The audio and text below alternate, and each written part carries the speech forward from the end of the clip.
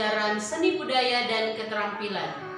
Pada pertemuan yang ke-6 ini kita akan belajar materi seni teater, khususnya dasar pemeranan teater modern. Tujuan pembelajaran yang akan kita capai dalam materi ini adalah yang pertama, mendeskripsikan berbagai dasar pemeranan. Yang kedua, mengidentifikasikan berbagai dasar pemeranan dalam kehidupan keseharian.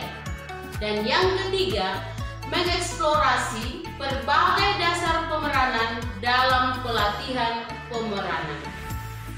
Kita akan melihat pertama tentang latihan olah tubuh.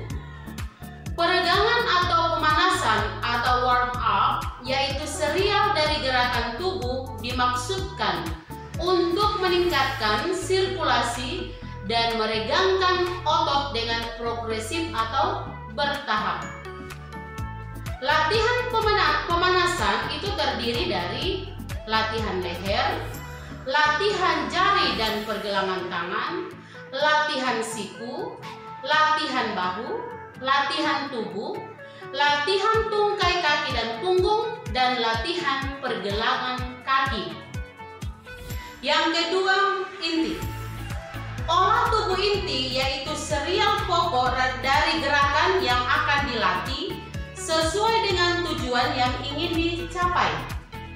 Tulang belakang seorang pemeran mempunyai kedudukan sangat penting karena pose tubuh yang diciptakan oleh pemeran tergantung dari kelenturan tulang belakangnya. Rangkaian latihan inti ini akan difokuskan pada latihan kelenturan tulang belakang, yaitu 1. Cekung, cembung, dan datar tulang belakang. Yang kedua, menggulung dan melepas. Yang ketiga, ayunan bandul tubuh ke atas. Yang ketiga, pendinginan. Pendinginan atau peredaan, warm down, yaitu serial pendek gerakan latihan yang bertujuan untuk mempertahankan penambahan sirkulasi yang ringan dan menggunakan kehangatan tubuh dan memberi kesempatan otot-otot untuk mengambil manfaat dari latihan. Bagian B, olah tubuh. Persiapan latihan olah vokal. 1. Pernapasan. Ciri dari pernapasan dada. Ciri dari pernapasan dada adalah pada waktu kita menghirup udara, maka rongga dada terbesar bergerak membesar akibat dari rongga yang terisi oleh udara yang banyak. Yang kedua, pernapasan perut. Ciri dari pernapasan perut adalah pada waktu kita menghirup udara, maka rongga perut akan membesar dan mengeras karena terisi oleh udara banyak. Pernapasan ini juga ditandai dengan naik turunnya sekat diafragma yang terdapat di antara rongga dada dan rongga perut. Yang ketiga, pernapasan diafragma. Di dalam latihan ini, fokus napas diarahkan pada sekat antara rongga dada dan rongga perut yang disebut dengan sekat diafragma. Ciri dari napas diafragma adalah otot-otot sekat diafragma akan menegang dan otot-otot samping bagian pinggang akan mengembang ketika kita menghirup udara. Pernapasan ini sebenarnya gabungan nafas dada dan nafas perut. Yang berikut, diksi. Diksi berasal dari kata dictionary atau kamus, yaitu pemilihan kata untuk mengekspresikan ide-ide yang tepat dan selaras.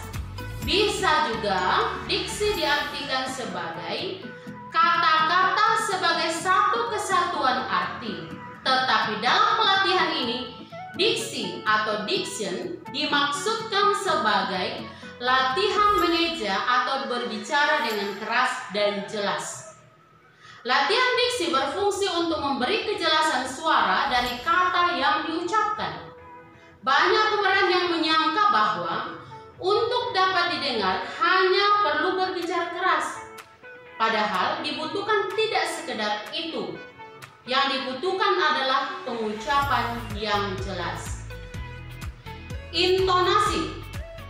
Intonasi adalah nada suara, irama bicara, atau alunan nada dalam melafalkan kata-kata, sehingga tidak datar atau tidak monoton.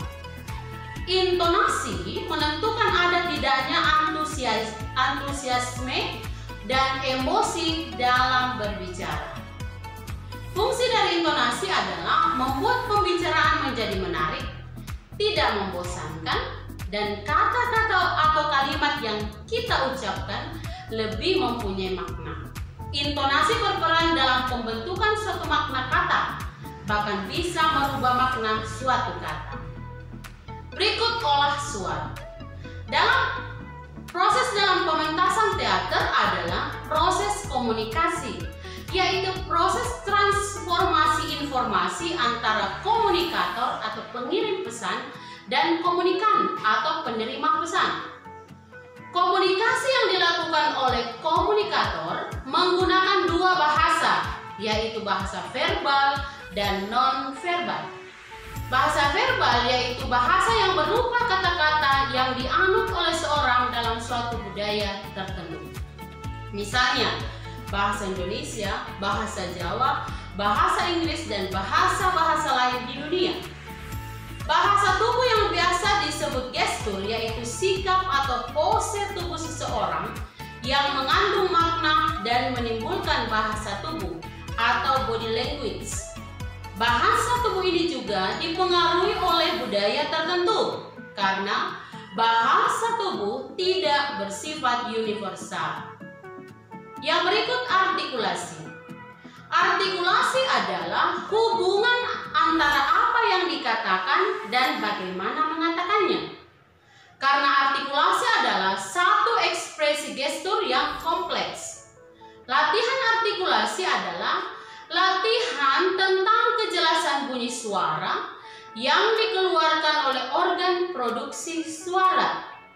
Bunyi suara yang kita kenal meliputi bunyi suara nasal di rongga hidung dan bunyi suara oral di rongga mulut. Bagian berikut olah rasa. Pertama, konsentrasi.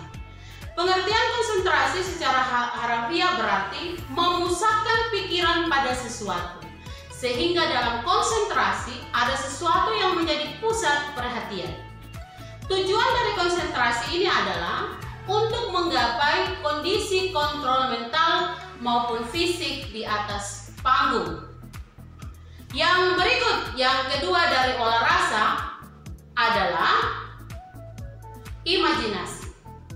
Imajinasi adalah proses pembentukan gambaran-gambaran baru dalam pikiran, di mana gambaran tersebut tidak pernah dialami sebelumnya atau mungkin hanya sedikit yang dialaminya. Imajinasi merupakan proses percobaan pemisahan pikiran dan digunakan untuk menciptakan teori-teori dan ide-ide berdasarkan fungsinya. Ide-ide ini dapat membawa kita ke dalam dunia maya, dan selanjutnya jika ide tersebut memungkinkan dan fungsinya nyata, maka ide tersebut dapat diwujudkan ke dalam kenyataan. Berikut ingatan emosi. Emosi secara umum memiliki arti proses fisik dan psikis yang kompleks yang bisa muncul secara tiba-tiba dan spontan di luar kesadaran. Kemunculan emosi ini akan menimbulkan respon pada kejiwaan, baik respon positif maupun respon negatif, serta mempengaruhi ekspresi kita. Emosi sering dikaitkan dengan perasaan, persepsi atau kepercayaan terhadap objek-objek, baik itu kenyataan maupun hasil imajinasi.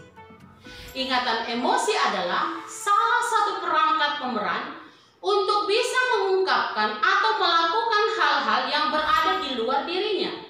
Ingatan emosi ini sangat dipengaruhi oleh waktu, karena waktu adalah penyaring yang bagus untuk perasaan dan kenangan. Nah, anak-anakku sekalian, sampai di sini dulu materi kita. Silakan terus-menerus belajar. Kemudian kalau ada yang kalian belum mengerti, diulang kembali membuka videonya.